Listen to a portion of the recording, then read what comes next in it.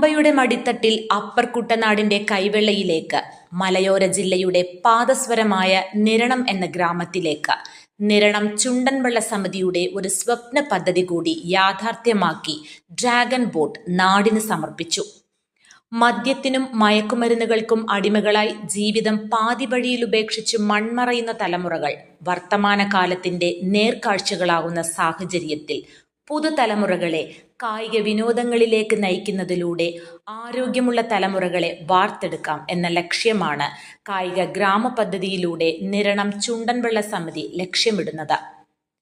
ദേശീയ താരങ്ങൾ നീർമണ്ണിൽ നിന്ന് ഉയരട്ടെ, നിരണം വളരട്ടെ, പുതിയ ഒളിമ്പിയൻ താരങ്ങൾ വിടരട്ടെ എന്ന സന്ദേശത്തോടെ ദേശീയ ഏഷ്യൻ കായിക മത്സര ഇനമായ ഡ്രാഗൺ ബോട്ടിന്റെ സമർപ്പണവും ഫ്ളാഗ് ഓഫ് ചടങ്ങും നിരണം പഴങ്ങേരിൽ മണലേൽ എയർ വെറ്ററിനർ എം.ഒ. വർഗീസ് നിർവഹിച്ചു. ദേശത്തിന്റെ കേരളത്തിന്റെ ആദ്യത്തെ ഡ്രാഗൺ ബോട്ടിന്റെ ഉദ്ഘാടനം ഇവിടെ ഈ നിരണം ദേശത്തിൽ നിർവഹിക്കുന്നു.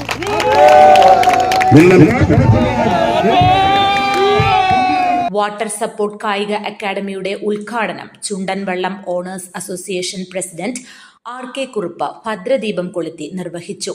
റോബി തോമസ് അധ്യക്ഷത വഹിച്ചു. ഡ്രാഗൺ ബോട്ട് അസോസിയേഷൻ ദേശീയ സംസ്ഥാന നേതാക്കളായ തോമസ് ജോസഫ്, കെ.എസ്. റെജി, കോശി എബ്രഹാം ഇലഞ്ഞിക്കൽ, നിരണം ചുണ്ടൻവെള്ളം സമിതി പ്രസിഡന്റ് റെജി അടിവാക്കൽ, നിഷ ജോസ് കെ മാണി, ജേക്കബ്, റെന്നി തേവേരിൽ, ജോബി ആലപ്പാട്ട്, റെന്നി കൊടുവശ്ശേരി, ജോബി ഡാനിയൽ എന്നിവർ സംസാരിച്ചു.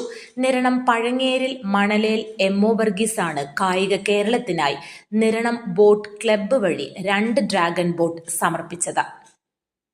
News bureau, Thiruvalla.